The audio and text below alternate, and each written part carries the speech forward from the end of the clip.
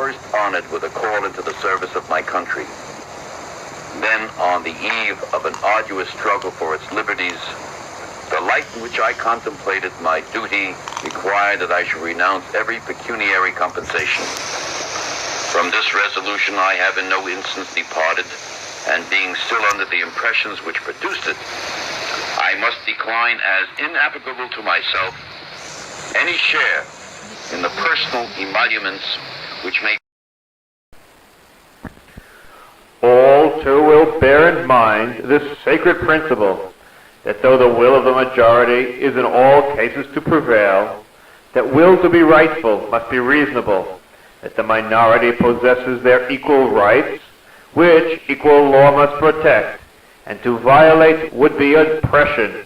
Let us, then, fellow citizens, unite with one heart and one mind. Indulging no passions which trespass on the rights or the repose of other nations, it has been the true glory of the United States to cultivate peace by observing justice and to entitle themselves to the respect of the nations at war by fulfilling their neutral obligations with the most scrupulous impartiality. Possessing as we do all the raw materials, the fruits of our soil and industry, we ought not depend in the degree we have done on supplies from other countries. While we are thus dependent, the sudden event of war, unsought and unexpected, cannot fail to plunge us into the most serious difficulties. 10 years of peace, at home and abroad, have assuaged the animosities of political contention and blended into harmony the discordant elements of public opinion. There still remains one effort of magnanimity, one sacrifice of prejudice and passion to be made by the individuals throughout the nation who have heretofore followed the standards of political party. Without union, our independence and liberty would never have been achieved. Without union, they never can be maintained. Divided into 24, or even a smaller number of separate communities, we shall see our internal trade burdened with numberless restraints and exactions, communication between distant points and sections obstructed or cut off, our sons made soldiers to deluge with blood the fields they now till in peace, the mass of our people borne down and impoverished by taxes to support armies and navies, and military leaders at the head of their victorious legions becoming our lawgivers and judges. The loss of liberty, of all good government, of peace, plenty, and happiness must inevitably follow a dissolution of the Union. The last, perhaps the greatest, of the prominent sources of discord and disaster supposed to lurk in our political condition was the institution of domestic slavery. Our forefathers were deeply impressed with the delicacy of this subject, and they treated it with a forbearance so evidently wise that in spite of every sinister foreboding, it never, until the present period, disturbed the tranquility of our common country. The great danger to our institutions does not appear to me to be in a usurpation by the government of power not granted by the people, but by the accumulation in one of the departments of that which was assigned to others.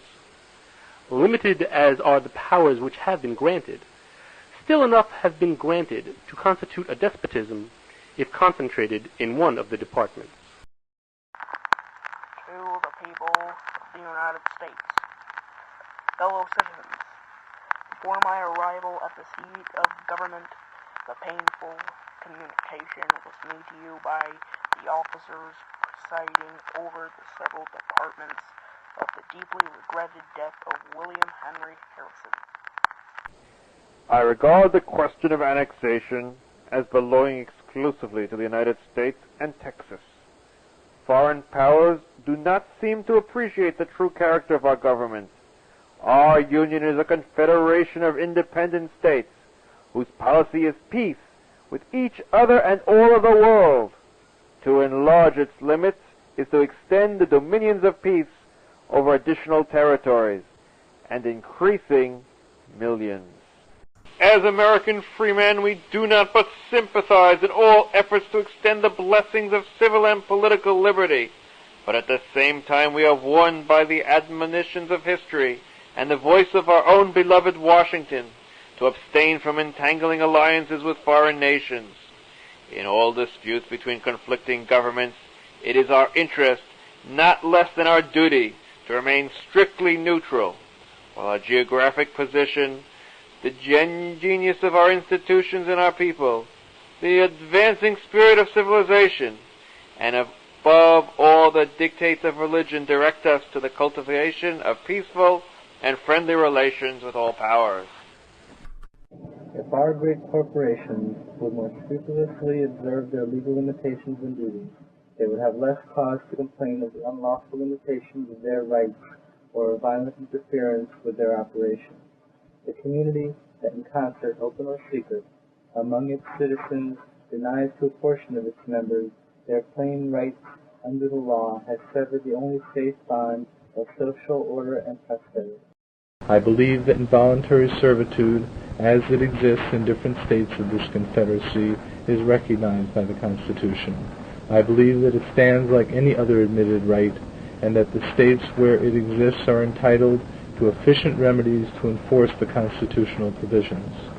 I fervently hope that the question is at rest, and that no sectional or ambitious or fanatical excitement may again threaten the durability of our institutions or obscure the light of our prosperity. All agree that under the Constitution, slavery in the United States is beyond the reach of any human power except that of the respective states themselves wherein it exists.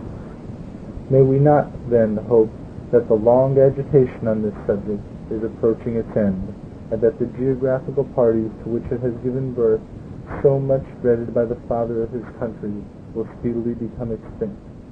Fondly do we hope, fervently do we pray, that this mighty scourge of war may speedily pass away. Yet, if God wills that it continue until all the wealth piled by the bondsman's 250 years of unrequited toil shall be sunk, and until every drop of blood drawn with a lash shall be paid by another drawn with a sword, as was said 3,000 years ago, so still it must be said, the judgments of the Lord are true and righteous altogether. The impeachers urged citizens to press their senators to convict. Great danger to the peace of the country, warned a telegram sent to Republicans around the country. Before Saturday, the recipients should set opinion by resolutions, letters, and delegations. The country, having just emerged from a great rebellion, many questions will come before it for settlement in the next 4 years, which preceding administrations have never had to deal with.